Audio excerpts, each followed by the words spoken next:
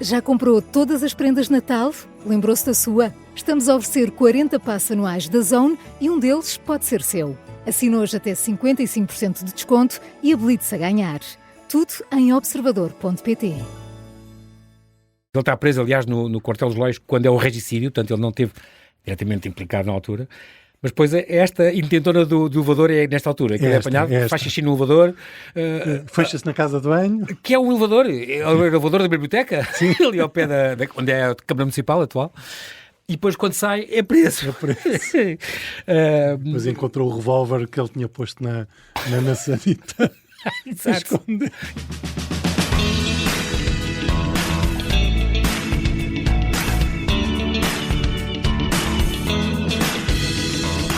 Faz amanhã 70 anos que morreu Egas Muniz, o primeiro Nobel português e único durante meio século. Homenageamos um grande concidadão, uma figura polémica e fascinante, complexa e ainda muito desconhecida.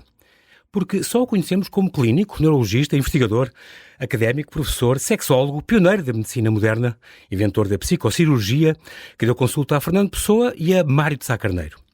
Mas António Caetano Egas Muniz foi muito mais do que isso, como se aprende na sua nova biografia, A Glória Efêmera, da autoria do meu convidado de hoje, Paulo Moraes. Homem de muitos interesses e talentos, foi também político, deputado, ministro, embaixador, autarca, participou em conspirações revolucionárias, bateu-se em duelos à espada, esteve preso 3 vezes por oposição a Salazar, tentaram assassiná-lo com 8 tiros à queima-roupa e sobreviveu. E foi ensaísta, crítico literário, gourmet e bom vivant, colecionador de arte e mecenas, banqueiro falhado e fabricante de laticínios para a Nestlé. Só a gota o impediu de se candidatar à presidência. Morreu há 70 anos e o centenário do seu nascimento, até na Bolívia, foi celebrado. Olá, Paulo, e bem-ajas por ter aceitado este meu convite. Bem-vindo à Rádio Observador. Obrigado pelo convite, é um prazer. É um grande prazer estar aqui a falar contigo. É muito curioso, para já, este Paulo M. Moraes, este M de quê? M de Miguel. Pronto, é porque tu, é para distinguires um bocadinho também do, por exemplo, tens um homónimo, o Paulo de Moraes, Paulo por exemplo. Paulo de Moraes, isso. Pronto, que foi vice-presidente da Câmara do Porto e que é daquele da Transparency International, uma referência no combate aos mecanismos de corrupção e que, aliás, foi candidato à presidência nas eleições passadas, em 2016. E quando eu precisei de fazer a carteira de jornalista, já havia um Paulo Moraes. Pronto, então foi por isso. Muito bem, então tu licenciaste em Comunicação Social, há só aqui um pormenor que eu gostava muito de saber, deste uma volta ao mundo. Há quanto tempo, senhor. Paulo? Foi em volta de 2006, portanto já lá vão uns anitos. 2006. Nas alturas em que uma pessoa ainda não tem filhos. E a tua volta ao mundo incluiu todo, desde a Nova Zelândia ao Havaí? Por acaso Nova Zelândia sim, Havaí já não. Mas Japão, Índia... Austrália... Passaste por baixo o Estreito de Magalhães e por aí foste por aí, ou não? Fui à Argentina, mas não consegui. Não, Patagónia, não. Estava muito frio e eu não tinha roupa para isso. Qual foi? Pois, conforme a época em que tu vais, qual foi o país mais fascinante onde tu estiveste em todos estes países que percorreste, Paulo? Eu diria que é a Índia e o Japão. A Índia mais te seduziram? A Índia é vários países no mesmo país, é um subcontinente. Sim, incrível. É diferente no norte e no sul. E o Japão também pelos contrastes.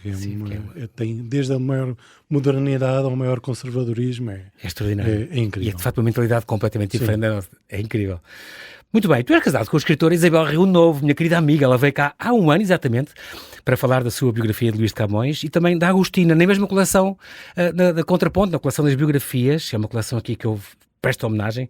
Esta A Glória Efêmera, a biografia de Egas Muniz, está nesta coleção da Contraponto, que já teve uma série de pessoas biografadas, desde o Camões ao José Cardoso Pires, à Maria Teresa Horta, muita gente, e é uma coleção que tu agarraste em boa hora, e muito bem, a convite, se não me engano, do Rui Cossé, deve ter sido. Do Rui Cossé, exatamente. Nosso querido amigo comum e um grande editor. Muito bem, tu e a Isabel, entretanto, tu chegaste a estar, quando foram os dois candidatos ao Prémio Leia, no mesmo ano. Ela foi candidata, foi finalista no Correio do Esquecimento e a Febre das Almas Sensíveis. Sim. E tu com o Seja Feita a Tua Vontade e com a Boneca Despida. Num desses dois coincidimos com o Seja Feita, sim. Muito bem, e há uma coisa também que tu gostas muito de fazer, ainda antes de irmos ao Egas Muniz, que é, e aos teus livros, que é o cozinhar. Há alguma coisa que sejas especialista? Ou tenho que perguntar à Isabel? Eu acho que sou especialista em tentar agradar a Isabel. Mas isso passa para algum prato gourmet ou alguma coisa, um bacalhau que faças muito bem ou alguma coisa assim? Por acaso agora faço um bacalhau assim meio especial, com ovo cozido pelo meio. Não é bem bacalhau à natas, mas... Com natas, nem é o espiritual também? Não, e também tem assim uma mistura. Não é nenhum desses. Uma mistura disso. Típicos, tem vários... Há mil e uma maneiras de fazer bacalhau, tu sabes a 11ª, pronto. Tem sido um sucesso lá em casa. Isto é extraordinário. E também jogos de tabuleiro, é uma coisa que tu tens e que eu também gosto muito, é uma coisa que eu fomentei muito com os meus filhos. E eles adoram jogos de tabuleiro. Tens uma grande coleção, é? Por acaso tenho uma grande coleção, para uns 50 ou isso. E portanto, está muito além do monopólio, não é? Como exatamente, o típico. Ou do risco, ou pronto, aqueles mais básicos. Sim. Mas depois, e colecionas, não. E tens muito, vais comprando e tens um grupo de amigos. De comprar, praticamente jogo agora só com a Isabel. Também houve uma altura em que jogava muito com as nossas filhas, mas elas agora estão numa idade, os 17, preferem já outro tipo de divertimentos. Mas, portanto, antes isto do que jogos de computador, por exemplo. Preferes 1000 vezes jogos de tabuleiro. Ou sim, também eu também sou da geração que começou muito nos videojogos e ainda hoje gosto, principalmente quando tem narrativas que me põem a funcionar em mundos como o Egito Antigo ou a Grécia Antiga. Há coisas muito bem feitas, realmente. De facto, e nível gráfico também é uma coisa, hoje em dia é um deslumbre. E que entramos num universo muito facilmente e isso deslumbra-me um bocadinho. Muito bem. Paulo, tens aqui como autor, começaste com esta Revolução o Paraíso, a estreia no romance, já foi há 12 anos. Este último poeta, eu gosto muito deste livro, porque é num mundo sem livros, um escritor procura a sua musa. Portanto, um homem é um poeta que farta-se receber o Prémio Nobel, porque ninguém mais escreve poesia. É muito giro. E de facto há um esforço mundial para acabar com a literatura. Isto é uma distopia tremenda, onde aliás passas pelo Texas, pelo Brasil, por Cabo Verde, pelo Macau, pela Índia, que isto foi em 2015 que te editaste, há 10 anos. Portanto, na volta há alguns reflexos também da tua viagem e volta ao mundo, para onde passaste. Inspiraste também. Seja feita a tua vontade, então, foi o tal finalista ao Prémio Leia, um livro sobre a eutanásia, muito curioso. O Pratas Conquistadora tem lá esta história deste Charlot português que existe mesmo. Existe mesmo. E era teu parente, ou isso não? Era. Pronto. É a história desconhecida de um tio bisavô que foi pioneiro do cinema em Portugal e que fez uma vida aventurosa e que fez uns filmes à Charlot, pronto. Estamos a falar na Primeira Guerra, naquela altura. Está a preservar na Cinemateca o filme. E ele até de cara é parecido, que eu vi na capa, estava uma fotografia dele. É muito curioso, isto é uma edição da Casa das Letras, da Maria Chancela da Leia, Pratas Conquistador, que saiu há 6 anos. A história desconhecida de um Charlot português. Tens depois a boneca Despida, já há 2 anos, que também foi finalista do prémio Leia. E também um livro infantil, estou a ver aquele Aldeia Verde e Vermelha, que saiu há uns anos. Adaptaste com o Pedro Lopes a Glória, a série da televisão. Normalmente é ao contrário, um livro depois é adaptado à televisão, não é? E vocês adaptaram a série a um livro. E escreveste também uma coisa muito curiosa, porque eu ajudei a fundar a Fórum Estudante e tu escreveste uns guias, eu estava nesse grupo inicial, guias universitários sobre Braga, Guimarães e Porto e Lisboa, para ajudar os estudantes. Isto já faz quase 20 anos, Paulo, é extraordinário. Eras muito pequenino. E também estás na sessão, tu escreveste um livro sobre São Miguel, tal como a tua mulher, na mesma coleção do Centro Atlântico, do Libório Manuel Silva, ela escreveu sobre o Porto, porque é onde vocês moram. Nós moramos em Gaia, sim. Em Gaia, também, sim, foste para o norte. Uma parte errada de mim é um testemunho já sobre aquilo que te atingiu na vida. Tu já passaste por muito, Paulo, és um grande lutador e eu respeito-te muito por isso. Em poucos meses perdeste a casa, perdeste um namoro e viste obrigado o namoro tinhas há 12 anos e tiveste que vender a casa e como se isso não bastasse, estavas com as tuas filhas a sentir-se cada vez mais cansado, foste ao médico, tinhas um linfoma, portanto tiveste 8 ciclos de quimioterapia, foi de facto uma vida aventurosa, mas que se saldou por um saldo muito positivo. Muita gente passa por isso, infelizmente. Deste aqui o teu testemunho. E eu julgo que é importante a gente dizer as palavras certas, o cancro. Exatamente. Não termos medo disso, porque é uma coisa que toca em todas as famílias. O último livro de José Luís Peixoto é exatamente sobre isso, não é? E sempre que aparece cancro no texto, é a montanha. E sempre que aparece cancro no texto, está a bolso. Para as pessoas dizerem, temos que habituar e não usar eufemismos, doença prolongada, não sei o quê. É um cancro, é uma coisa que... Eu tenho um filho meu, neurocientista, que diz que é uma coisa que, em princípio, quase toda a população do mundo vai ter. Mas não se vai morrer disso. Vai-se morrer com cancro e não de cancro. Pronto. Eu fui dos que tive sorte, felizmente. Também é preciso sorte nisto, não é? Claro que sim. A medicina, claro que tem evoluído muito e que cada vez vai evoluir mais. Claro que sim. Mas é preciso sempre um bocadinho de sorte. E o linfoma, então, é complicado, porque é o corpo todo que é atingido. Não é um órgão que possa distrair. Paulo, tu és um vencedor, eu gosto muito disso. O facto das tuas filhas e o teu relacionamento também ajudou a lutares e a querer, eu tenho que viver. Isso ajuda? Não sei, eu acho que sou um bocadinho pragmático. Coisa.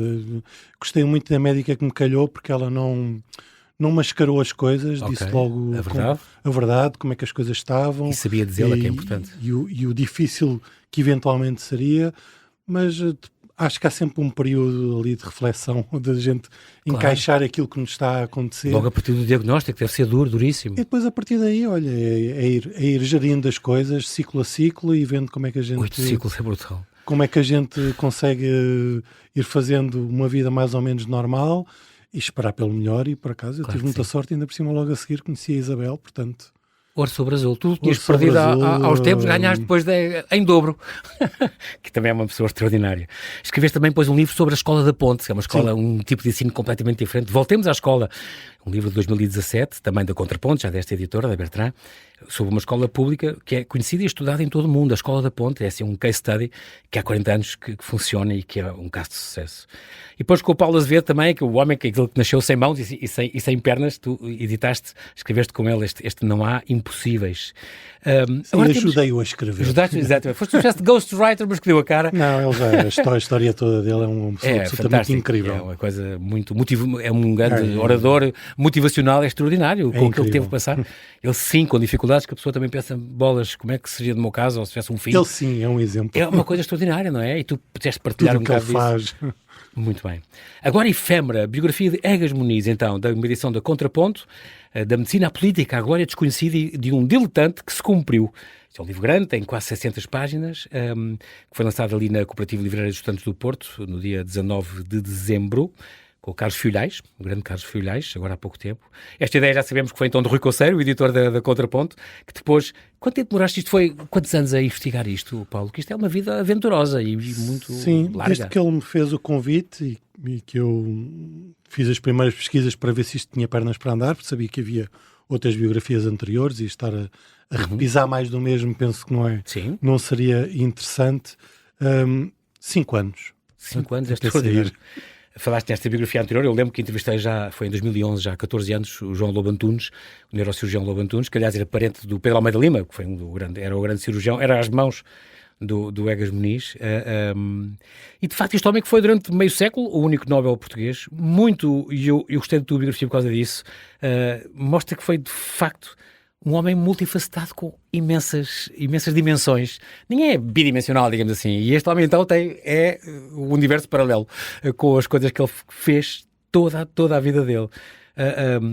São os palcos, entre os palcos da medicina e da política, desenvolve-se esta vida, que começa logo com esta coisa triste do tio Abade de Pardilhó, que o educou, batendo-lhe muitas vezes, e ele disse que precisava ser corrigido. É curioso isso. Ele tenta amenizar até a forma severa como o tio Abade o educou, mas... Aliás, o batizou, foi ele que lhe acrescentou o nome. Que lhe acrescentou o nome. Ele era António Caetano de Abreu Freire, e como acho que já devem ser descendentes do Egas Muniz, o tio Abade achava que sim, eu não encontrei provas dessa descendência direta. Dessa descendência, mas... E acrescentou-lhe Egas Muniz, Colou, porque o próprio Abreu Freire acabou por utilizar o Egas Muniz e deixar o Abreu Freire para...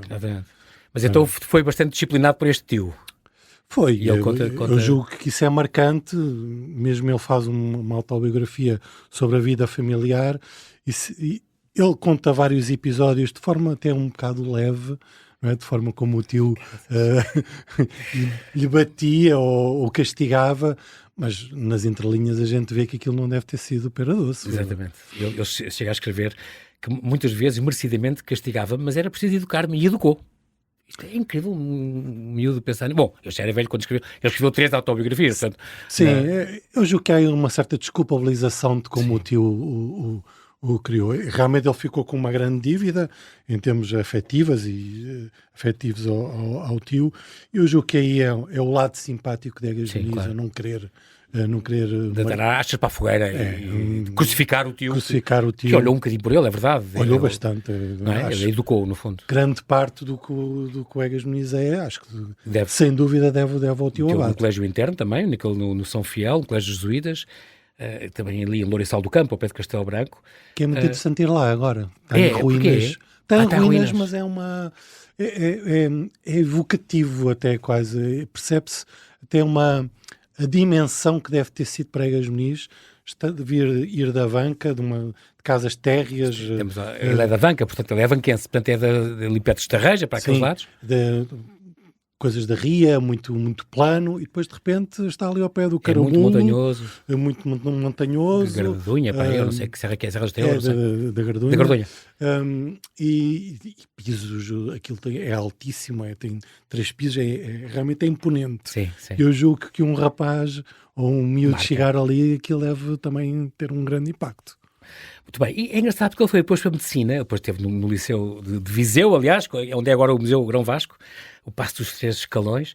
Ele depois foi para a Universidade de Coimbra estudar, matriculou-se na Faculdade de Matemática e Filosofia, no curso de Desenho e Matemática Filosófico, era um curso que demorava 8 anos. E ele era interessado em telepatia e fenómenos parapsíquicos. É engraçado, eu não fazia isso. E chegou a ser presidente da Tuna Académica. Não tinha jeito nenhum para cantar, nem tocar nada. Mas acho que era... Era um grande orador. Era um grande orador. Até no Parlamento depois, não é? A imprensa destacava como... Eu julgo que a Tuna é o grande balão de ensaio que Egas Muniz tem para depois os seus discursos parlamentares e políticos. Ali ele sobressai logo nas visitas da Tuna à Compostela. Os próprios jornais dizem: este homem é incrível. Estava nas vistas. Estava na vista já. Também no Liceu, nos saraus anuais, ele destacava-se. Nos liceus também, todos os colegas diziam que tinha o dom. É incrível porque a tese de doutoramento dele, ele também escreveu uma biografia de Júlio Diniz, ele escreveu essas coisas, a história das cartas de jogar, ele escreveu essas coisas curiosas, e incluindo operetas e peças para os netos, para os sobrinhos, etc., que ele não teve filhos. Mas é engraçado porque ele, como ensaísta, também era uma pessoa importante, e eu aqui estou a incluir a tese dele de doutoramento, A Vida Sexual. Ele tinha 27 anos, que foi um best-seller extraordinário, teve 19 edições antes de ser proibido pela censura.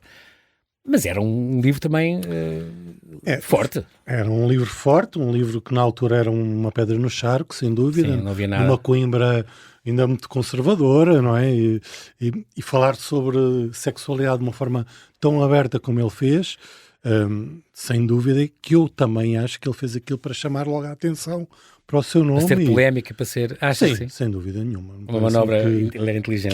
Que essa escolha não é ingênua da parte dele, nem inocente. O Estado Novo proibiu-a em 1932, permitindo apenas a venda sob receita médica. É extraordinário. Mas lá dizia, por exemplo, que o amor platónico é um absurdo, era contra o casamento virgem da parte do homem, porque ele diz no livro, que nessa tese, que é inexequível, e que a inversão sexual é uma doença que deve ser tratada como qualquer outra, e, por exemplo, que deve-se proibir o casamento de pessoas afetadas por doenças graves contagiosas. Tudo isto são teses desta vida sexual. Eu diria que aí não vemos o lado mais conservador da Egas Muniz nessas teses. E há quem se questione, como é que ele era assim tão retrógrado e ao mesmo tempo tão visionário naquilo que inventou depois? As pessoas são muito complexas e são muito temos contrastes, não é? Nós é que pensamos sempre em nós próprios ou nas outras pessoas como muito unidimensionais. Exatamente. Julgo que não são, e a prova de Egas Muniz é que ele tem desde as coisas mais conservadoras como às coisas mais liberais. É incrível. Muito bem, Paulo Moraes, temos que fazer aqui um brevíssimo intervalo e já voltamos à conversa. Até já.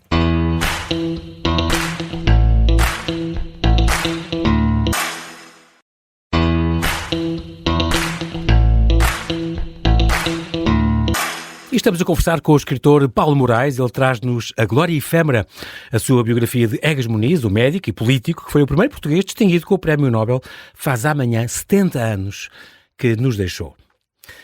Estamos aqui a falar um bocado do percurso deste grande homem, que falámos dos livros que ele escreveu, por exemplo, As Novas Ideias sobre o Hipnotismo, foi o primeiro a divulgar as teses do Freud em Portugal. Sabia tudo sobre o Papa João XXI, por exemplo, o Papa português, que também era médico, filho de médicos. Escreveu uma opereta para as crianças da nossa aldeia, e o Lobisomem, uma peça infantil que ele escreveu para os sobrinhos netos. 3 autobiografias, já falámos disso.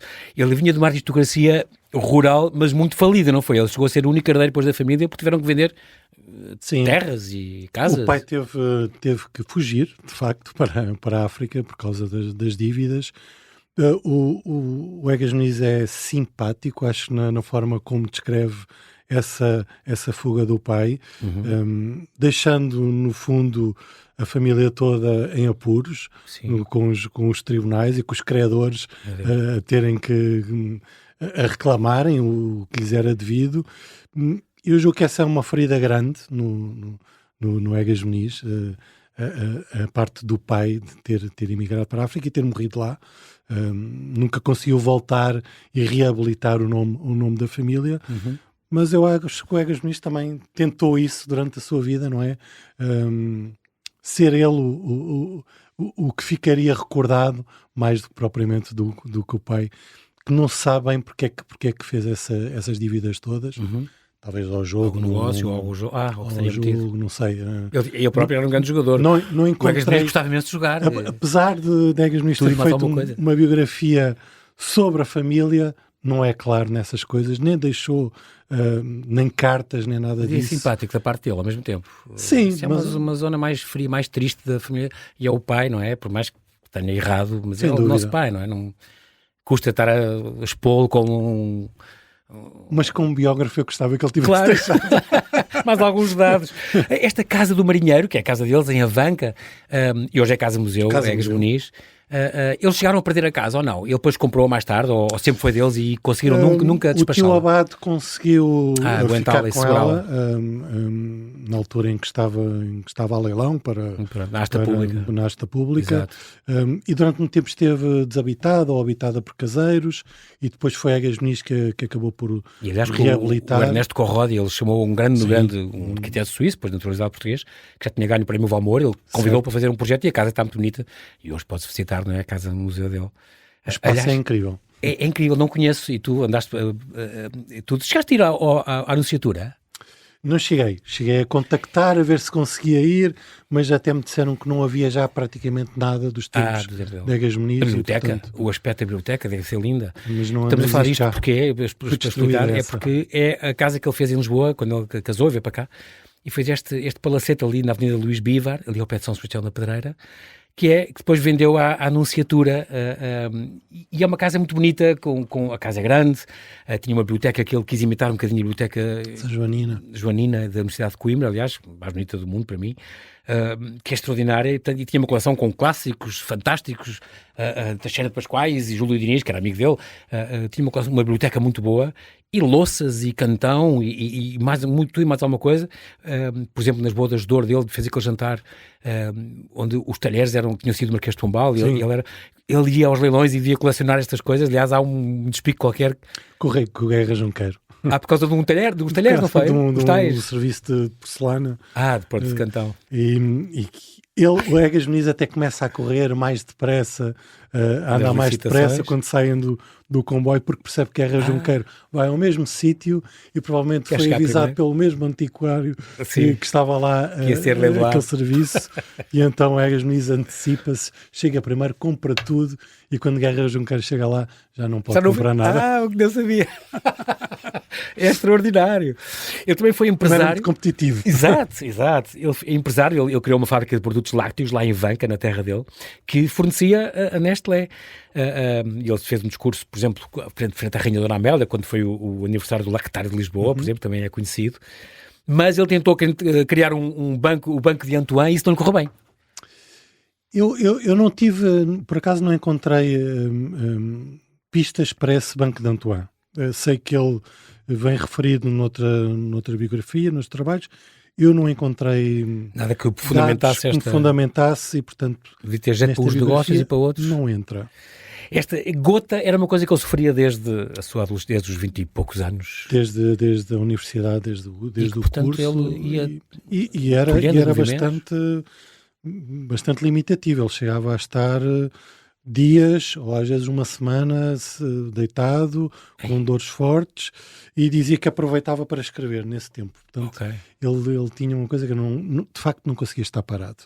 Mesmo doente e mesmo com dores, ele aproveitava esse tempo para os seus trabalhos, para adiantar os seus livros, mas foi uma coisa muito debilitante e no final da vida impediu até de fazer longas viagens. Por exemplo, não podia receber o Nobel? Não foi receber o Nobel, nunca foi aos Estados Unidos perante os vários convites. Sim, chegou a ir ao Brasil, foi, e a Chegou França. Ao Brasil, mas ainda novo, e era um sítio que eu gostaria de ter voltado. Os Estados Unidos adoraram as técnicas que ele inventou, da leucotomia pré-frontal, e usavam desalmadamente, por tudo e por nada. Walter Freeman acabou por massificar a técnica com uma ligeira alteração, e por isso é que a leucotomia se passou a chamar nos Estados Unidos a lobotomia. Mas é a mesma coisa, então, o mesmo procedimento? Tem uma ligeira diferença, é um bocadinho mais extensa e, portanto... isto inclui trepanar, entrar pelo cérebro e cortar mesmo... É um corte um bocadinho mais cortar mesmo mais uma parte tenso. da massa cinzenta. Sim.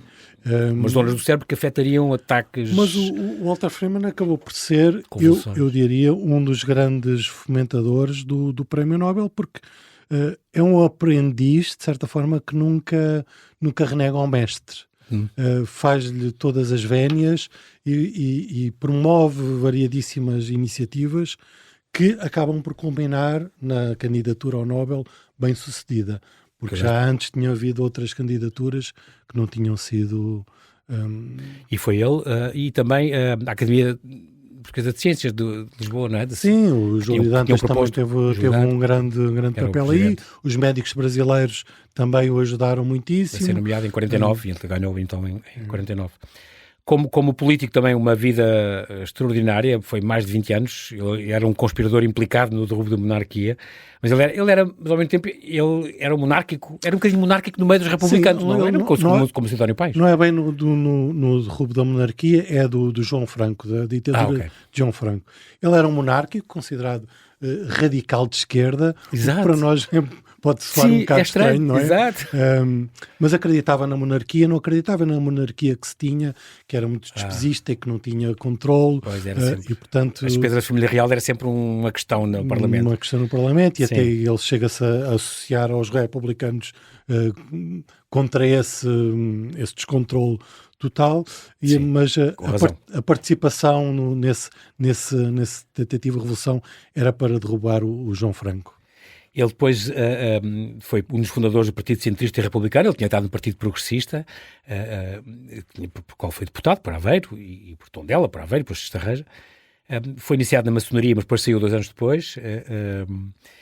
Com a Revolução, ele era amigo do Sidónio Pais, aliás, desde Coimbra, e depois chegou a ser muito, muito amigo dele, que depois o Sidónio depôs o Bernardino Machado, e ele, enquanto ele foi presidente, foi embaixador em Madrid. Foi embaixador em Madrid. O rei Afonso XIII. E depois foi delegado à Conferência da Paz, após o término da Primeira Guerra Mundial. Exatamente. Diz que ele tinha demitido, mas regressou no dia a seguir, porque havia de ser Conferência de Versalhes, que isto demorou quase um ano, eram 11 meses. Sim, e depois foi substituído por Afonso Costa nesse cargo. Há muitos biógrafos e muitos trabalhos que ele próprio tenta passar a ideia de que foi aí que acabou o seu lado político, mas ele ainda tem mais de participação em algumas eleições, e até sai de uma forma relativamente polémica com um documento chamado Documento de Ágada, que aquilo era comum na altura, os acordichos, os votos que se distribuíam por uns e por outros. Foi esta polémica que o Homem Cristo, o jornalista, lançou. Exatamente. Uma tal polémica que foi uma mancha que nunca mais... acho que bem provou que não tinha nada a ver, que não havia estes acordos de votos. Mas há documentos que... Ficou colado. Está documentado que... Houve mesmo estes acordos. Ok. Ele foi ministro dos Negócios Estrangeiros, então, e depois é substituído pelo Afonso Costa, que ele detestava, e por isso deve ter sido humilhante para ele. Ele não gostava nada do Afonso Costa. Eles foram amigos. Há cartas em que se tratam como meu caro amigo. Há uma carta muito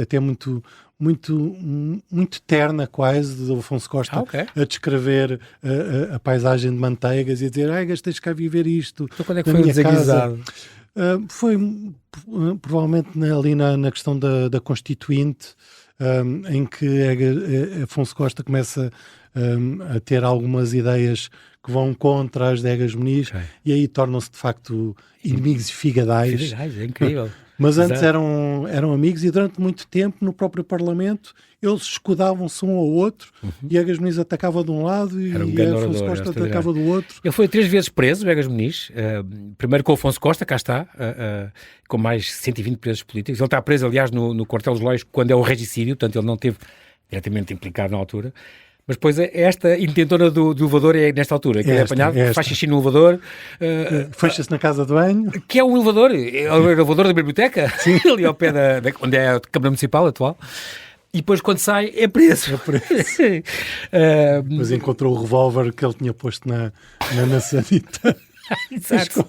Ele tinha escondido na retirada, é extraordinário. Foi preso a segunda vez, portanto, em 1916, um bocadinho depois. Ele próprio diz que foi um dos primeiros presos a ser preso pela República e foi preso 3ª vez, porque já era diretor da Faculdade de Medicina e não deixou que a polícia entrasse quando os estudantes estavam a gritar contra o governo, estudantes de Medicina. Ele tinha esta coisa com o Salazar, ele estava-se bem com o Carmona, mas com o presidente, mas com o Salazar, ele diz que o governo sempre me desajudou e nunca me apoiou. Há este ódio de estimação com o Salazar. Principalmente depois de ter recebido o Nobel, é muito evidente, porque aí eu acho que o Nobel dá-lhe uma certa capa protetora. Exatamente. Em que me permite... A nível mundial, quer dizer, não podem prendê-lo, não podem... Claro, seria demasiado ostensivo encarcerar nessa altura um prémio Nobel, claro. Já com aquela projeção claro, mundial. Mundo. E aí, de facto, ele é muito vocal nas liberdades que não existem e... Há muita gente que o vê como um possível porta-voz da oposição, chega a ser pensado como o rosto para a candidatura à presidência da República. Em 51, já depois do Nobel. E eu julgo que ele não avança, sinceramente é a minha convicção, porque já estava muito debilitado. Por causa da gota. Por causa da gota. Até o próprio Medina, ele foi retratado pelo Malhoa, que era amigo dele, e pelo Henrique Medina, e o próprio quadro do Medina nota-se as mãos dele. Ele não o escondeu.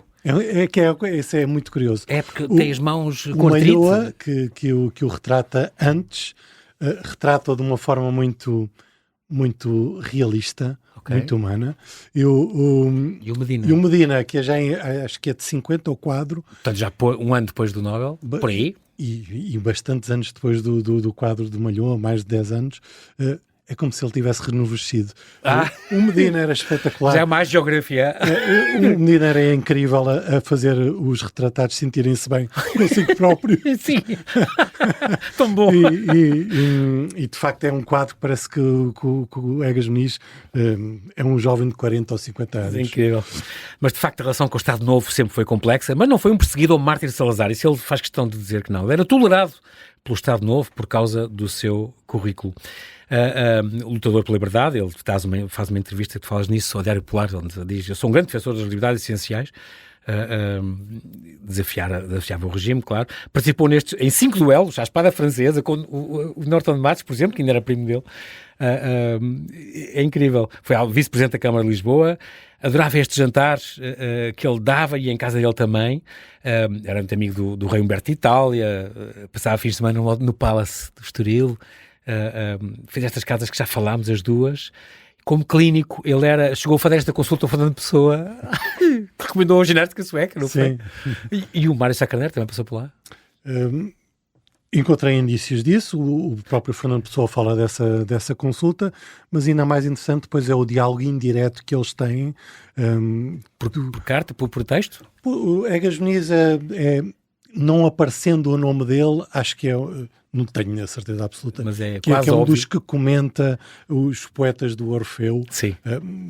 Aparece o Júlio de Matos e depois, embora não seja nomeado, é Egas Muniz que está a falar sobre aquela literatura de manicômio, como o jornal apelidava. O Fernando Pessoa estava cheio, estudava psicopatologia, gostava muito, era autodidata nisso, mas tinha uma avó louca, a avó Dionísia, por isso estava com medo que também tivesse sintomas disso. E então ele receitou-lhe uma ginástica sueca, é extraordinário. E o Mário Sá Carneiro também foi lá à consulta. Entretanto, o Egas Muniz fica professor catedrático. em 11 de maio de 1911 assina aquele decreto infame que permitia ele, o Sobral Cid e o Júlio de Matos, aquele decreto que permitia internar no manicômio qualquer pessoa, bastando 2 médicos, o parecer de 2 médicos. Sim, ele está envolvido no caso de Maria Adelaide. Maria Adelaide, filha do diretor de Diário de Notícias, e que fugiu com o chofer. Tem vários filmes já e livros sobre isso. Doida não e não. Que é uma história absolutamente incrível. E ele é um dos alienistas que participa nisso. Mais uma vez, no espírito da época, não é? Da época, tem que se ver nesse contexto, não é? E principalmente... Tu desculpas tudo, Paulo. Questões de... Não, desculpa. Não, mas é verdade. As questões de amizade ali contou muito e ele, de facto, em termos do papel da mulher, eu não posso dizer que ele seja dos progressistas, embora eu também defendia o voto universal no programa do partido dele. Portanto, mais uma vez, era os tempos numas coisas da Dionísio, da Osório, da Beatriz Exatamente. Exatamente, e noutras coisas muito atrás. Acho que ele estava na lista negra da Noite Sangrenta, da Caminhonete Fantasma, não estava? Dizem que sim. Acho que é mais uma das razões, ele apanha todo esse período, de facto, de ser político naquela altura não era fácil, não é? Não era só a questão das ofensas verbais, é que ia ser perfeitamente morto à saída de casa. Uns anos antes tinha sido assassinado Miguel Bombarda, amigo dele e colega dele, uns 10 anos antes, por 4 tiros de um doente mental, e em 39 calha ele, sofre um atentado, 8 tiros, lá no consultório dele, ali na Rua do Alecrim, no Chiado, um doente mental, um engenheiro agrónomo, que dá-lhe 8 tiros e escapa por milagre. Ele aliás, ficou com uma bala alojada na coluna. E de facto ele próprio dizer, não, foi um louco, é a nossa vida, não, por favor avise a minha mulher, quero vê-la antes de morrer. É extraordinário. Eu acho que ele tinha um sangue frio e uma resistência e uma coragem, não é? Absolutamente incríveis. É verdade. O Walter Freeman, acho que a certa altura diz qualquer coisa do estilo, você deve ter uma constituição de boi para aguentar aqueles tiros e depois, passado 1 mês e meio, já está no consultório a dar aulas. É uma coisa absolutamente fora do normal. Este, como investigador, nós estamos a terminar, já foi um investigador tardio, depois dos 51 anos, e ganhou o Prémio Nobel 10 anos depois das investigações dele. Era, de facto, um homem muito curioso e inventou, então, estas 2 grandes invenções, a angiografia cerebral, portanto, conseguir ver um método com contraste, conseguir ver as veias do cérebro, o ideal para localizar, por exemplo, cancro, tumores e coisas assim. E esta psicocirurgia, esta lobotomia pré-frontal, que o Nobel é atribuído por ele provar esse valor terapêutico dessa lobotomia, dessa operação, em certas psicoses. Portanto, é uma coisa que depois foi muito espalhada por vários países. Ele já não operava porque ele tinha aquela deformação das mãos. Não é? Aí já era o Pedro Almeida Lima, que curiosamente ele quase nunca refere, o que é estranho, porque era o cirurgião dele, eram as mãos dele. Mas diz que quase nunca o menciona. Tu achaste isso? Não, menciona. Fala dele? Sim, fala bastante dele como o seu braço direito. E era, no fundo, era o que... A parte complicada desta invenção e deste loucótomo que ele inventou, a questão de levar conta das cabeças dos animais, dos cães... E as cabeças humanas, dos cadáveres também. Cadáveres que ele envolvidas em sarapilheira e levados na mão. No carro. Exato. É estranhíssimo.